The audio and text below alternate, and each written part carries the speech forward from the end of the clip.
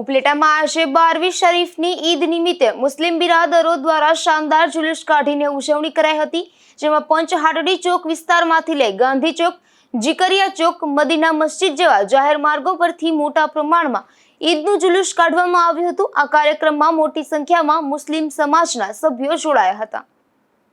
हनीफ कादर कोडी मुस्लिम अग्रणी आज माहे रबीउल अव्वल हिजरी 1447 अपने इमाम हजरत हुजूर सल्लल्लाहु अलैहि वसल्लम नो जन्म दिवस है। आज सवारे 5:18 તેઓની વિલાદત થઈ છે અને એની યાદમાં આ પ્રોગ્રામ બનાવવામાં આવે છે। આજે સવારથી તમામ મસ્જિદો ભરચક હતી અને બાલ મુબારકની જ્યારતો કરવામાં આવેલ હતી। 10 વાગે ઉપલેટા નિયામતમાંની દરગાહથી આખો જુલુસ કાઢવામાં આવેલ હતો। આ જુલુસ આપણે સુન્ની મુસ્લિમ જમાતના પ્રમુખ અને એને કારોબારી એના મેનેજમેન્ટ હેઠળ આ પ્રોગ્રામ કરવામાં આવેલ છે। લાલાભાઈ નવસા બાવા સાહેબના નેક ફરજન સિદ્ધભાઈ બાવાની, એની ટીમ, બબલુ બાપુ, અનિલભાઈ કોડી, ભાઈભાઈ કોડી, દિલાવર દિલાભાઈ, એ બધાએ આજે પ્રોગ્રામમાં હાજર હતા। પ્રોગ્રામને સફળ બનાવવામાં તમામે અગ્રણી ભાગ ભજવેલ હતા।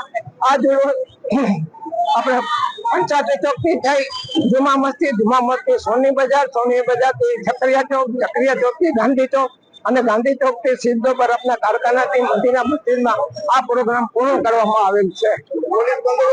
આજે પોલીસ બંદોબસ્ત ટોપ છે અને આ 12 દિવસ પોલીસ બંદોબસ્ત સારો હતો, કારણ કે મુસ્લિમ અને હિન્દુના બંને તહેવારો હતા એટલે ખાસ તકેદારીના પગલા લે માટે તેઓ આપણે જેતપુરથી પર આવેલા હતા, ધોરાજીના પર સાહેબ આવ્યો હતા અને આપણે ઉપલેટાના પટેલ સાહેબ બહુ સારો બંદોબસ્ત ગોઠવેલ હતો।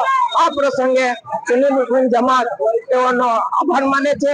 સાથોસાથ જીડીપી તરફથી જે વ્યવસ્થા કરવામાં આવેલી હતી, મામલતદાર ખાતા તરફથી નગરપાલિકા તરફથી બધી સેવા આપવામાં આવેલ છે, એ તમામનો સુન્ની મુસ્લિમ જમાત આભાર માને છે। આજરોજ ઉપલેટા ટાઉનમાં ઈદ ઉલ મિલાદ ના પાક પરની ઉજવણી થઈ રહી છે, જેમાં 5000 જેટલા લોકો ભાગ લઈ રહ્યા છે। અહીંયા લોકલ પોલીસના સાથે એલસીબી અને એનફોજી ના માણસો પણ ઉપલબ્ધ છે અને પોલીસનો ચુસ્ત બંદોબસ્ત લગાવવામાં આવી રહ્યો છે। અહીંયા ખાસ કરીને ઉપલેટા ટાઉનની એકતાના રિફ્લેક્શન કરવા માટે હિન્દુ ભાઈઓ દ્વારા મુસ્લિમ ભાઈઓના સ્વાગત પણ કરવામાં આવી રહ્યું છે।